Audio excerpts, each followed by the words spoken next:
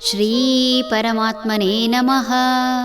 ಶ್ರೀಮದ್ಭಗವದ್ಗೀತಾ ಅಥ ಏಕಾದಶೋऽಧ್ಯಾಯಃ. ವಿಶ್ವರೂಪದರ್ಶನಯೋಗಃ. ದಿವ್ಯಮಾಲ್ಯಾಂಬರಧರಂ ದಿವ್ಯಗಂಧಾನುಲೇಪನಂ ಸರ್ವಾಶ್ಚರ್ಯಮಯಂ ದೇವಂ ಅನಂತಂ ವಿಶ್ವತೋಮುಖಂ. ದಿವ್ಯವಾದ ವಸ್ತುಗಳಿಂದ ಹಾಗೂ ಮಾಲೆಗಳಿಂದ ಸುಶೋಭಿತನಾಗಿ ದಿವ್ಯ ಗಂಧವನ್ನು ಲೇಪಿಸಿಕೊಂಡಿರುವ ಶರೀರ ಉಳ್ಳದ್ದಾಗಿಯೂ ಸರ್ವತೋಮುಖವಾಗಿದ್ದ ವಿಶ್ವರೂಪವನ್ನು ಅರ್ಜುನನು ನೋಡಿದನು.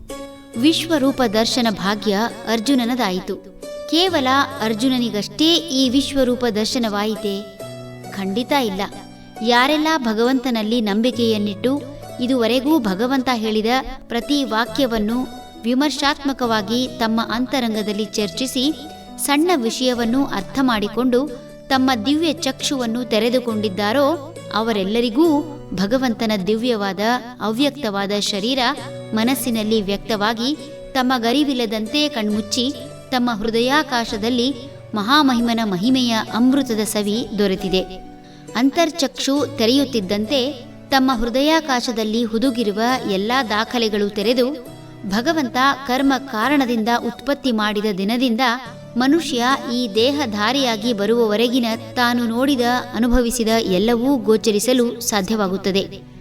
ಜೀವಜಂತುಗಳಾಗಿ ಕಳೆದ ಅದೆಷ್ಟೋ ಜನ್ಮ ಜನ್ಮಾಂತರಗಳ ನಂತರ ಮನುಷ್ಯ ಜನ್ಮ ಬಂದಿದೆಯೋ ಹಾಗೂ ಮನುಷ್ಯನಾಗಿ ಅದೆಷ್ಟು ವರ್ಷಗಳು ನೋಡಿದ ಮತ್ತು ಅನುಭವಿಸಿದ ಎಲ್ಲವನ್ನೂ ಒಮ್ಮೆಲೆ ನೋಡುವ ಭಾಗ್ಯ ವಿಶ್ವರೂಪ ದರ್ಶನದ ಮೂಲಕ ಆಗುತ್ತಿದೆ. ಮನುಷ್ಯ ಯಾವುದನ್ನಾದರೂ ನೋಡಿದ ತಕ್ಷಣ ಗುರುತಿಸುವುದಕ್ಕಾಗಲಿ ಅಥವಾ ರುಚಿ ಸವಿಯುವುದಕ್ಕಾಗಲಿ ಸಾಧ್ಯವಾಗುವುದು ಈ ಹಿಂದೆ ಅದರ ಪೂರ್ಣ ಪರಿಚಯವಾಗಿದ್ದರೆ ಮಾತ್ರ. ಪ್ರಪಂಚದ ಯಾವುದಾದರೂ ಭಾಗದಲ್ಲಿ ಅವಘಡ ಅಥವಾ ಒಳಿತಾದ ಕಾರ್ಯ ನಡೆಯುತ್ತಿದ್ದರೆ ಆ ಭಾಗದ ಪೂರ್ಣ ಪರಿಚಯ ಈ ಹಿಂದೆ ಆಗಿದ್ದರೆ ಕುಳಿತಲ್ಲಿಂದೇ ಅದರ ಅನುಭವ ಪಡೆಯಲು ಸಾಧ್ಯ. ಯಾರಿಗೆಲ್ಲ ವಿಶ್ವರೂಪ ದರ್ಶನವಾಗಿಲ್ಲ ಬೇಸರ ಪಡಬೇಕಾಗಿಲ್ಲ. ಅಂತಹವರು ಅರ್ಜುನ ಹೇಳುತ್ತಿರುವುದನ್ನು ಶ್ರದ್ಧೆ, ಅನನ್ಯ ಭಕ್ತಿ ಹಾಗೂ ನಂಬಿಕೆಯಿಂದ ಅನುಭವಿಸುತ್ತಾ ತಮ್ಮ ಹೃದಯದಲ್ಲಿ ನೆಲೆ ನಿಂತು ಕಿವಿಯಲ್ಲಿ ಕೇಳುತ್ತಾ ಬಂದಂತೆ ತಮ್ಮ ತಮ್ಮಲ್ಲೇ ವಿಶ್ವರೂಪ ದರ್ಶನ ಆಗುವುದಲ್ಲದೆ ತಾವು ಬೇರೆ ಕೃಷ್ಣ ಬೇರೆ ಎಂಬ ಭಾವ ನಾಶವಾಗಿ ದಿವ್ಯ ಜ್ಞಾನ ದೊರೆತು ನಿಜವಾದ ಉಪವಾಸ ಅಂದರೆ ಭಗವಂತನ ಹತ್ತಿರ ಅಥವಾ ಭಗವಂತನ ಸಾನ್ನಿಧ್ಯ ದೊರೆಯುವುದು ಖಚಿತ. ಹರಿ ಓಂ ತತ್ಸತ್.